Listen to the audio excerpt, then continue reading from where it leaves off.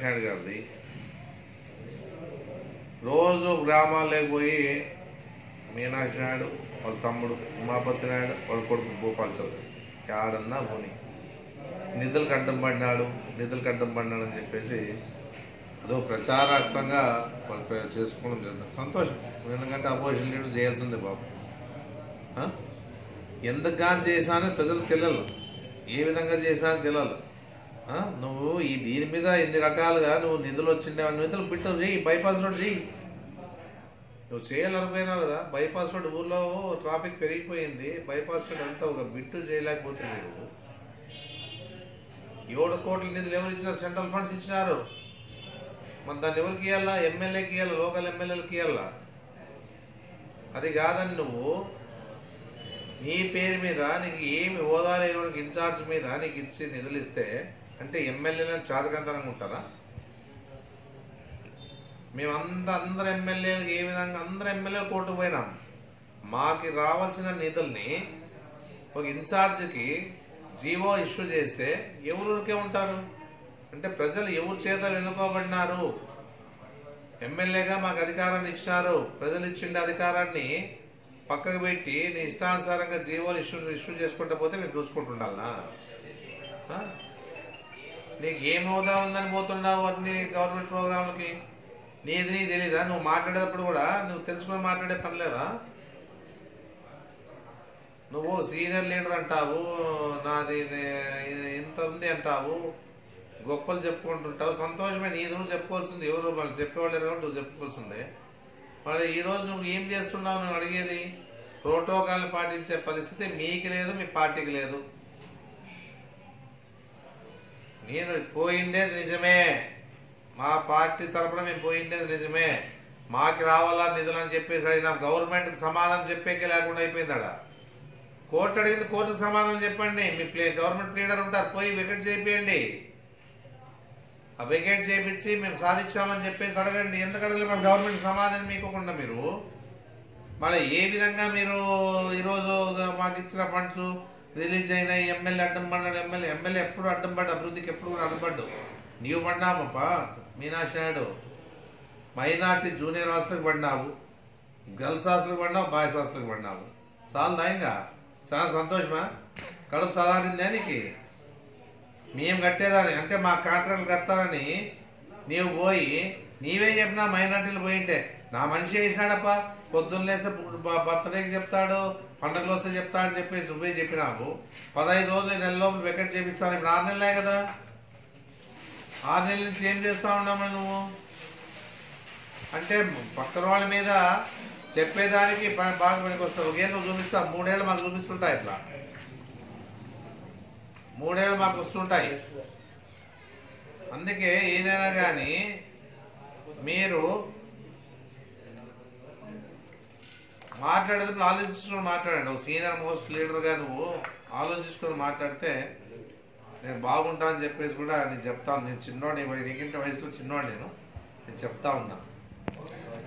అన్నీ నీవేదో నువ్వు సక్రమంగా చేస్తున్నట్టు నువ్వు ఫీల్ అవుతా ఉన్నావు. ప్రజలకు నేను కూడా చెప్తా ఉన్నాను, నేను ఎప్పుడు కూడా అభివృద్ధికి అడ్డుపడే పరిస్థితి లేదు. నువ్వు మైనార్టీల దానికి నువ్వు అడ్డుపడింటే నిజమే, ఊరందరూ తెలుసు. మన నిధులు తెచ్చేవాడు వైడరింగ్ తేవాల్సి ఉంటుంది, నీ గవర్నమెంటే కదా. అదే నేను వచ్చినప్పుడు 100 కోట్లు అడిగినాను కదా, మా మున్సిపాలిటీకి 100 కోట్లు ఇవ్వండి, మీరు 100 కోట్లు నిధులు విడుదల చేస్తే వైడనింగ్ 10 రోడ్లు ఉన్నాయి, ఆ 10 రోడ్లు వైడనింగ్ చేయాలని చెప్పేసి అడిగినాం కదా. ఇంతవరకు నిధులు ఇచ్చిందే? బైపాస్ రోడ్ బిట్టు చేయండి అని అసెంబ్లీలో మాట్లాడినాం, ఇంతవరకు నిధులు ఇచ్చిందే? మళ్ళీ ఏ దానికి నిధులు లేదు. ఇవన్నీ మీరు సప్రించేదానికి ఇవి 7 కోట్లు వచ్చినా 10 కోట్లు వచ్చినా ఎక్కడైనా సక్రమంగా ఇబ్బంది మీనాక్షి అని చెప్తున్నాను. రోజు ఆందోళన మున్సిపాలిటీ రోడ్లు వేస్తారు మీ వాళ్ళు అంటే మీ కాంట్రాక్టులు. ఆ ఎంతమంది సక్రమంగా వేసినారో నేను పెడతాను, ఇప్పుడు పెడతా. మున్సిపాలిటీ వాళ్ళ మీద, ఇంజనీర్ల మీద పెడతా, రికవరీకి కంప్లైంట్ రాస్తా, విజిలెన్స్కి. ఎక్కడ రోడ్లు వేసినారు, ఎన్ని రోడ్లు వేసినారు, ఎన్ని ఏళ్ళ నుంచి ఎన్ని రోడ్లు. అదే చెప్పండి. మా 350 కోట్లు స్టేట్లో కొన్ని జిల్లాలకు వదిలిండేది. మన జిల్లాకి 50 కోట్లు 60 కోట్లు వచ్చింటుంది. 7 జిల్లాకి 50 కోట్ల ప్రకారం ఇచ్చినారు. అది అంటే వెనకబడిన ప్రాంతాలని చెప్పేసి విడుదల చేసిండే, సెంట్రల్ ఫండ్స్ విడుదల చేసిండేది. మళ్ళీ ఎంతెంత అది టైఅప్ కింద మళ్ళీ ఇది ఎన్ఆర్ఈజిఎస్ కింద టైఅప్ కింద ఈ ఫండ్స్ అన్నీ రిలీజ్ చేసుకున్నారు. మళ్ళీ ఈ విధంగా ఈరోజు సెంట్రల్ ఫండ్స్ని మీరు చెప్పి మేము ఇచ్చినామని చెప్పుకుంటున్నారంటే సమంజసమా? ఇది బీమా పథకం పెట్టినారు, చంద్రన్న బీమా. చంద్రన్న కాదు, మోడీ, అది మోడీ సెంట్రల్ గవర్నమెంట్ బీమా అనేది. ఈరోజు గొప్పగా చంద్రన్న బీమా అని చెప్పేసి ప్రచారం చేసుకుంటున్నా. అన్నీ కూడా నువ్వు సెంట్రల్ ఫండ్స్ని అడ్డం పెట్టుకొని ఈరోజు మోడీ ద్వారా వచ్చిన నిధులతోనే నువ్వు సంసారం చేసుకుంటా ఈరోజు మళ్ళీ మోడీని తిట్టుకుంటా నువ్వు కూర్చోయినావే. మళ్ళీ మా మీద బురద చల్లుతావు. జగన్మోహన్ రెడ్డి మోడీతో కలుస్తాడని. ఎందుకు కలుస్తాడు? దగ్గరలాడుతూ ఉన్నారు.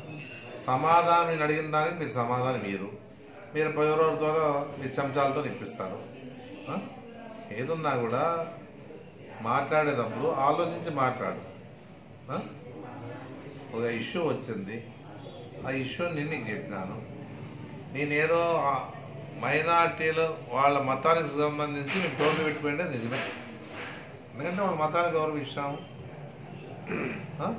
ఆ టోపీ పెట్టుకునే దాన్ని నువ్వు అందరికి టోపీలు పెడతాడు అనేది ఒకడు విమర్శిస్తారు. ఆ విమర్శలకి మళ్ళా మీరు సమాధానం ఇవ్వకుండా నేను చెప్పిన దానికి నువ్వు టోపీలు ఎంతమందికి పెట్టినావు నేను చెప్పిన అబద్ధం చెప్పిన. మార్కెట్లో పెట్టినారు టోపీలు, ఇక్కడ ప్రజలకు పెడుతున్నారు టోపీలు.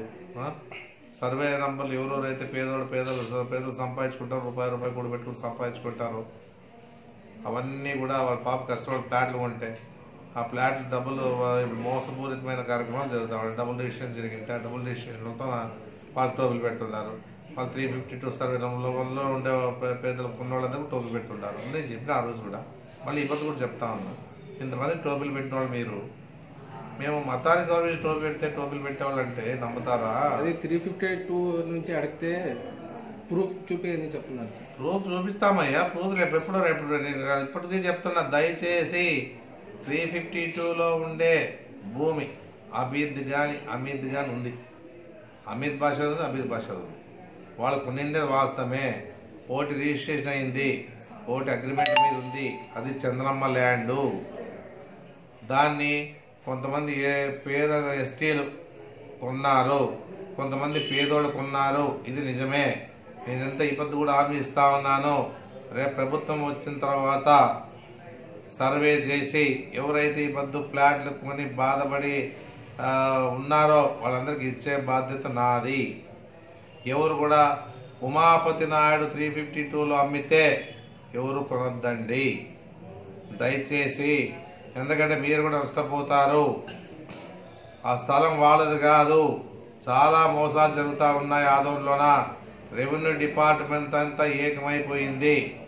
వీళ్ళకి న్యాయం చేయాలంటే దేవుని దయతోన మీ సహకారంతోన రేపు అధికారం మన గవర్నమెంట్ వస్తే తప్పకుండా అందరికి న్యాయం చేసి వాళ్ళ ప్లాట్ వాళ్ళకి ఇప్పించే బాధ్యత నాది.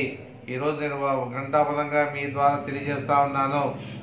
సర్వే చేస్తాం, న్యాయంగా ఉంటే తప్పకుండా ఇస్తాం, న్యాయంగా ఉంది ఇస్తాం. ఆ విషయాలన్నీ బాగా తెలిసిపోయింది మాకంతా కూడా. అదేమి ఎన్నో 1000 ఎకరాలు ఏం లేదు, ఉండేది 38 ఎకరాలు 40 ఎకరాలు మాత్రం. ప్రతి విషయంలోనూ గర్సు మీరే దొల్లాల, మీ వాళ్ళే దొల్లాల. కంకర మీరే, ఇసుక మీరే. ఎవడు ఇంకా బతుకురాదు. ఆ కులం తప్పితే ఇంకెవరు బతుకురాదు ఆదోళ్ళు. ఆ పరిస్థితి ఆదోళ్ళలో జరుగుతుంది. ఎన్నాళ్ళు జరుగుతుంది? దేవుడు అనేవాడు ఉన్నాడు. చూద్దాం. ఇంకా అయిపోయింది 5 ఏళ్ళు, ఇంకా 3 నెలలు ఉంటే ఎలక్షన్లు అయిపోతుంది. ప్రజలు తీర్పించాక ఎట్లా ఏం చేయాలని చెప్పేసి ఈరోజు అంతా వాళ్ళే నేర్పిస్తున్నారు. వాళ్ళకి చెప్తాం, మాకేం ఇబ్బంది లే. ఎందుకంటే మేము ఏదో అంటే ఎంతసేపు ఉన్న మా ఆలోచన విధానాలు వేరు. డెవలప్మెంట్ ఎవరికి ఏం కావాలా అనేది ఆలోచన చేసుకుంటే మేము ముందుకు పోతా ఉన్నామే కానీ మీ మాదిరిగా చేయము. నువ్వు నిజంగా చేయాలనుకుంటే ఫస్ట్ నిధులు విడుదల చేయం. ఎన్నిసార్లు మార్కులు వేసేది మున్సిపాలిటీ రోడ్లకి వైడనింగ్కి ఎన్నిసార్లు మార్కులు వేశారు? అన్నిసార్లు మార్కులు వేసి ఇబ్బంది కొడతారు, రేపు కొడతారు, అయిపోయి ఇప్పుడు అని అన్నోళ్ళు యాడిపోయారు అందరూ. ఇంకా ఎన్ని నిధులు వచ్చినాయి? మున్సిపాలిటీ నిధులు విడుదలైనాయని చెప్పి ఎన్నిసార్లు చెప్పినాడు మీనాక్షి నాయుడు.